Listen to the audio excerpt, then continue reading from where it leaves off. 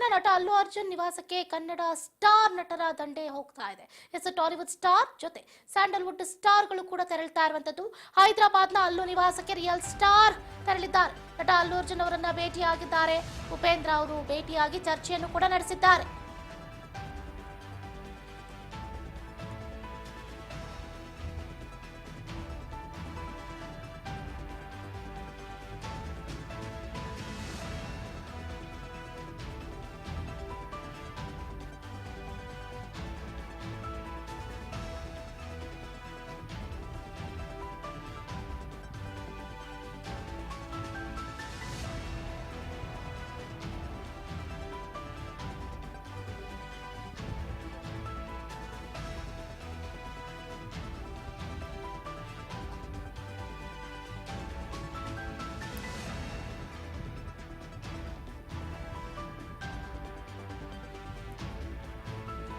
ನಟ ಅಲ್ಲು ಅರ್ಜುನ್ ನಿವಾಸಕ್ಕೆ ಕನ್ನಡ ಸ್ಟಾರ್ ನಟರು ಹೋಗಿದ್ದಾರೆ.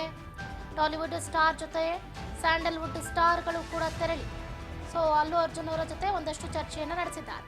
ಹೈದರಾಬಾದ್ನ ಅಲ್ಲು ನಿವಾಸಕ್ಕೆ ರಿಯಲ್ ಸ್ಟಾರ್ ಉಪೇಂದ್ರ ಅವರು ತೆರಳಿದ್ದಾರೆ. ನಟ ಅಲ್ಲು ಅರ್ಜುನ್ ಅವರನ್ನ ಭೇಟಿಯಾಗಿ ಕುಶಲೋಪರಿಯನ್ನ ವಿಚಾರಿಸಿದ್ದಾರೆ ಉಪೇಂದ್ರ. ಒಂದು ಕಡೆ ಕನ್ನಡ ಚಲನಚಿತ್ರ ಅಷ್ಟೇ ಅಲ್ಲದೆ ತೆಲುಗು ಚಿತ್ರರಂಗದಲ್ಲೂ ಕೂಡ ಒಂದು ಉತ್ತಮ ಒಡನಾಟವನ್ನ ನಟ ಉಪೇಂದ್ರ ಅವರು ಹೊಂದಿದ್ದಾರೆ. ಅಷ್ಟೇ ಅಲ್ಲದೆ ಅಲ್ಲು ಅರ್ಜುನ್ ಕುಟುಂಬ ಆಗಿರಲಿ, ಚಿರಂಜೀವಿ ಕುಟುಂಬ ಆಗಿರಲಿ, ರಜನಿಕಾಂತ್ ಕುಟುಂಬಸ್ಥರ ಜೊತೆಯಲ್ಲಿ ಒಂದು ಉತ್ತಮ ಒಡನಾಟವನ್ನ ಇಟ್ಕೊಂಡಿದ್ದಾರೆ ನಟ ಉಪೇಂದ್ರ ಅವರು. ನೋಡಿ, ಈಗ ನಟ ಉಪೇಂದ್ರ ಅವರು ಕನ್ನಡ ಚಿತ್ರಕ್ಕಿಂತ ಅಂದ್ರೆ ಅದರಲ್ಲೂ ಮುಖ್ಯವಾಗಿ ಅಲ್ಲು ಅರ್ಜುನ್ ಅವರಿಗೆ ಈ ಘಟನೆ ಸಂಭವಿಸಿದಾಗಿನಿಂದಲೂ ಕೂಡ ಯಾವಾಗ ಹೋಗ್ತೀನೋ ಅಂತ ಅನಿಸ್ತಾ ಇತ್ತು. ರಿಲೀಸ್ ಆಗ್ತಾ ಇದ್ದಂತೆ ಅವರ ಮನೆಗೆ ತೆರಳಿದ್ದಾರೆ. ಅವರನ್ನ ವಿಚಾರಿಸಿಕೊಂಡಿದ್ದಾರೆ. ಅವರ ಜೊತೆ ಒಂದಷ್ಟು ಕಾಲ ಕೂಡ ಕಳೆದಿದ್ದಾರೆ ನಟ ಉಪೇಂದ್ರ ಅವರು.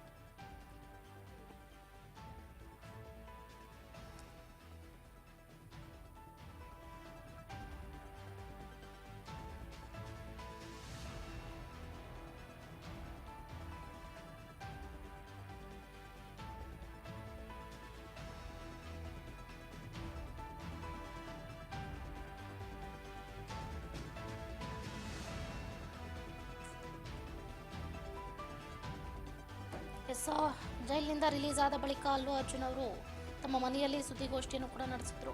ನಾನು ಮೊದಲಿಗೆ ಎಲ್ರಿಗೂ ಧನ್ಯವಾದವನ್ನ ಹೇಳ್ತೀನಿ. ನನಗೆ ಇಷ್ಟೊಂದು ಪ್ರೀತಿ ಮತ್ತು ಬೆಂಬಲ ನೀಡಿರೋದಕ್ಕೆ ಆಭಾರಿ ಆಗಿದ್ದೀನಿ. ನನಗೆ ಏನೂ ಆಗಿಲ್ಲ, ನಾನು ತುಂಬ ಚೆನ್ನಾಗಿದ್ದೀನಿ. ನನ್ನ ಅಭಿಮಾನಿಗಳಿಗೆ ವಿಶೇಷವಾದಂತಹ ಧನ್ಯವಾದವನ್ನು ಕೂಡ ತಿಳಿಸ್ತೀನಿ ಅಂತ ನಟ ಅಲ್ಲು ಅರ್ಜುನ್ ಅವರು ಸುದ್ದಿಗೋಷ್ಠಿಯಲ್ಲಿ ಹೇಳಿದರು. ಮುಂದುವರೆದು ಮಾತಾಡಿದ್ರು ಅಲ್ಲು ಅರ್ಜುನ್, ನಾನು ಕಾನೂನಿಗೆ ಗೌರವಿಸ್ತೀನಿ, ಕಾನೂನು ಕ್ರಮಕ್ಕೆ ನಾನು ಸಹಕರಿಸ್ತೀನಿ. ಸಂಧ್ಯಾ ಥಿಯೇಟರ್ ಬಳಿ ನಡೆದ ಘಟನೆ ಬಹಳ ದುರದೃಷ್ಟಕರ. ನಾವು ಸಿನಿಮಾ ನೋಡೋದಕ್ಕೆ ಥಿಯೇಟರ್ಗೆ ಹೋಗಿದ್ವಿ. ಇದೊಂದು ದುರದೃಷ್ಟಕರ ಘಟನೆ ಆಗಿದೆ.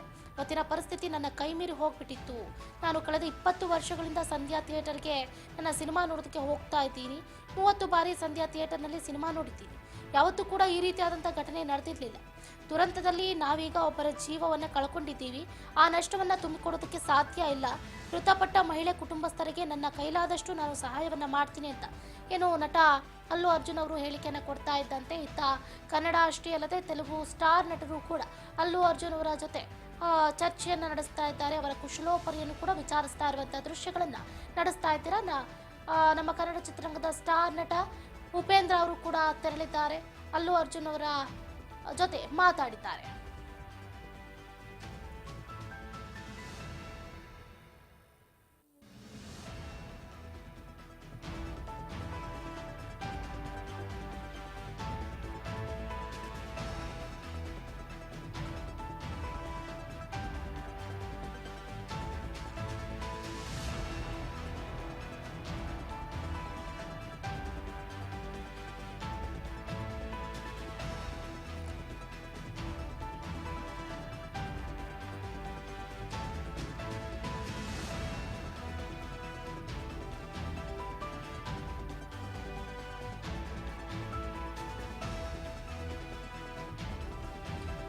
ಸಂಧ್ಯಾ ಥಿಯೇಟರ್ ಕಾಲ್ ತುಳಿತ ಪ್ರಕರಣ, ಒಂದು ರಾತ್ರಿ ಜೈಲಿನಲ್ಲೇ ಕಳೆದಿದ್ರು ನಟ ಅಲ್ಲು ಅರ್ಜುನ್ ಅವರು.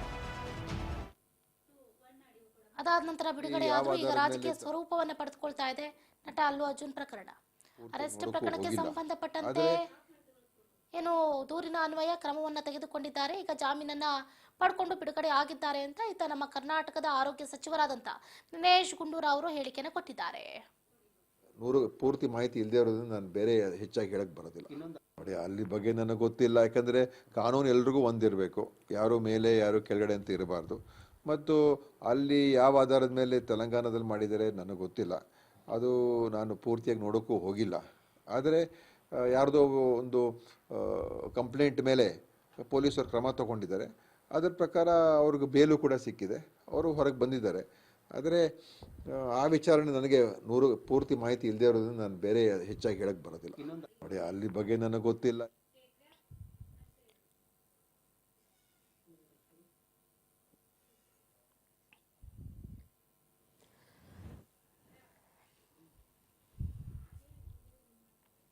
ಎಸ್, ಗಮನಿಸ್ತಾ ಇದ್ದೀರಾ ಆಯ್ತಾ, ದಿನೇಶ್ ಗುಂಡೂರಾವ್ ಅವರು ಕೂಡ ಹೇಳಿಕೆಯನ್ನ ಕೊಡ್ತಾ ಇದ್ದಾರೆ. ಕಾಲ್ ತುಳಿತದಲ್ಲಿ ಒನ್ ನೈಟ್ ಹೇಗೋ ಕಾಲ ಕಳೆದಿದ್ದಾರೆ. ಸೊ ಕಾನೂನಿನ ಮುಂದೆ ಎಲ್ಲರೂ ಕೂಡ ಒಂದೇನೆ. ದೂರಿನ ಅನ್ವಯ ಕ್ರಮವನ್ನು ತಗೊಂಡಿದ್ದಾರೆ. ಈಗ ಜಾಮೀನನ್ನು ಪಡ್ಕೊಂಡು ಬಿಡುಗಡೆ ಆಗಿದ್ದಾರೆ. ಅಲ್ಲಿನ ಪರಿಸ್ಥಿತಿ ಹೇಗಿತ್ತು ಏನು ಅನ್ನೋದು ನನಗೆ ಗೊತ್ತಿಲ್ಲ. ನೋಡೋಣ ಮುಂದೆ ಏನಾಗುತ್ತೋ ಏನೋ ಅಂತ ಆರೋಗ್ಯ ಸಚಿವ ದಿನೇಶ್ ಗುಂಡೂರಾವ್ ಅವರು ಹೇಳಿಕೆನ ಕೊಟ್ಟಿರುವಂಥದ್ದು. ನೋಡಿ, ಅಲ್ಲಿ ಬಗ್ಗೆ ನನಗೆ ಗೊತ್ತಿಲ್ಲ. ಯಾಕಂದರೆ ಕಾನೂನು ಎಲ್ರಿಗೂ ಒಂದಿರಬೇಕು, ಯಾರು ಮೇಲೆ ಯಾರು ಕೆಳಗಡೆ ಅಂತ ಇರಬಾರ್ದು.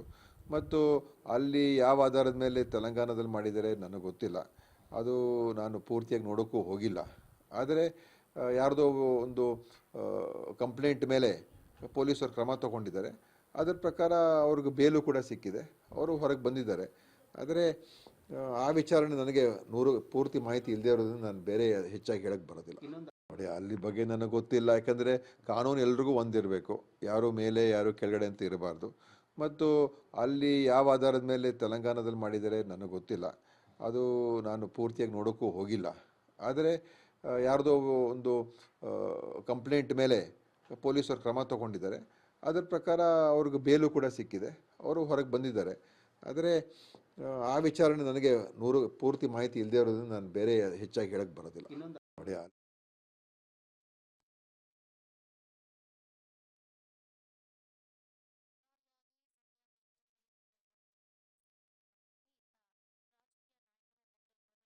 ಹೇಳಿಕೆಯನ್ನು ಕೊಡ್ತಾ ಇದ್ದಾರೆ. ಸೊ ಏನು ಇದು ಒಂದು ಕಡೆ ರಾಜಕೀಯ ಸ್ವರೂಪವನ್ನು ಪಡ್ಕೊಳ್ತಾ ಇದೆ ಅಂದರೆ ಎಸ್ ಅಂತಲೇ ಹೇಳ್ಬೇಕು. ಯಾಕಂತಂದರೆ ಕೋರ್ಟ್ 14 ದಿನಗಳ ನ್ಯಾಯಾಂಗ ಬಂಧನವನ್ನು ವಿಧಿಸ್ತು. ಅದಾದ ನಂತರ ಸಡನ್ನಾಗಿ ಜಾಮೀನನ್ನು ಕೊಡ್ತು.